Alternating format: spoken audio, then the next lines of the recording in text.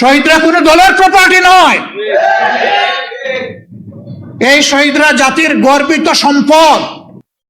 BNP গর্ব করে বলে ৭১ও তাদের, ৯০ও তাদের, ২৪ও তাদের, সবকিছু তাদের, আর কারো কিছু নেই। ৭১ তো বিএনপির জন্মই হয় নাই।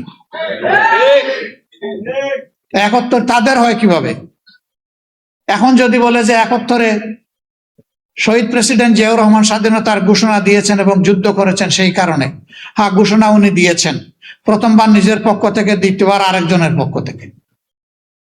আর যুদ্ধ উনি করেছেন, আমরা অবশ্যই সম্মান করি। কিন্তু এককভাবে যদি একক ক্রেডিট এক ব্যক্তিকে সবকিছু দিয়ে দেওয়া হয়, তাহলে বাকি যোদ্ধাদের পজিশন কোথায় থাকে?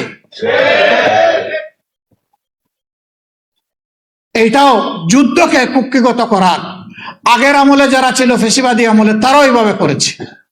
এবং তারা করতে গিয়ে লজ্জাজনক ভাবে জিয়াউর রহমান সাহেবকে পাকিস্তানের দালাল, চোর, কোনো কিছু বলতেই বাদ দেয় নাই। আমরা ওই রাজনীতি আর দেখতে চাই না। আপনারা সাক্ষী, এই জুলাই যুদ্ধের পরে অনেকে কার কত সদস্য দলীয় শহীদ হয়েছে তার ভাগ বাটোয়ারা করেছেন। আমরা সেদিন প্রতিবাদ করে বলেছিলাম, আমরা এটা নিন্দা জানাই। শহীদরা কোনো দলের প্রপার্টি নয়। এই শহীদরা জাতির গর্বিত সম্পদ। আমরা দলীয় ভিত্তিতে কোনো ভাগ বাটোয়ারা করতে চাই না। চেষ্টা করেছি আমাদের অবস্থান থেকে শহীদ পরিবারগুলোর কাছে যাওয়ার, কিন্তু এটা দাবি করতে পারি না যে আমাদের কাছে তাদের যে হক ছিল সব আমরা আদায় করে ফেলেছি। এটা কখনো দাবি করব না।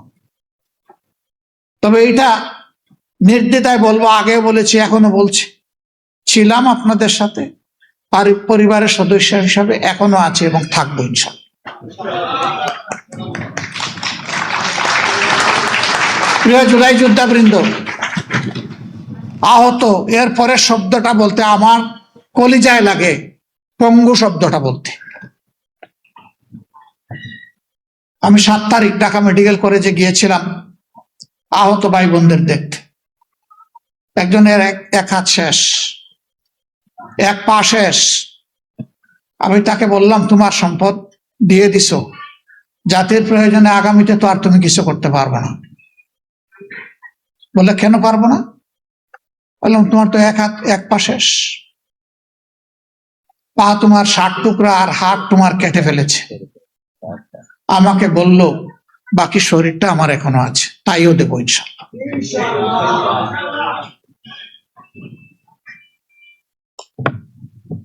এই ভাইদের প্রতি, এই বোনদের প্রতি আমরা গভীরভাবে কৃতজ্ঞ। জীবনের সব কিছু দিয়েও তাদের ঋণ পরিশোধ করা সম্ভব নয়। সংসদে আমরা দাবি করেছিলাম, যেহেতু সবাই মজলুম, যেহেতু মাসের পর মাস সেখানে বসে আপনারা কনসেনসাস পরিষদে, ঐক্যমত্য পরিষদে কথা বলেছেন, কমিশনে, যেহেতু আপনারাই প্রথম দাবি করেছিলেন যে আপনারা গণভোট চান, যেহেতু আপনাদের নেতাও বলেছেন যে গণভোটে হা বলেন, আমরাও বলেছি, আল্লাহর রাস্তায় গণভোটটাকে ফেলে দিবেন না।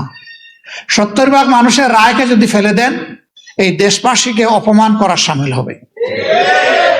তারা আমাদের কথা শুনেননি।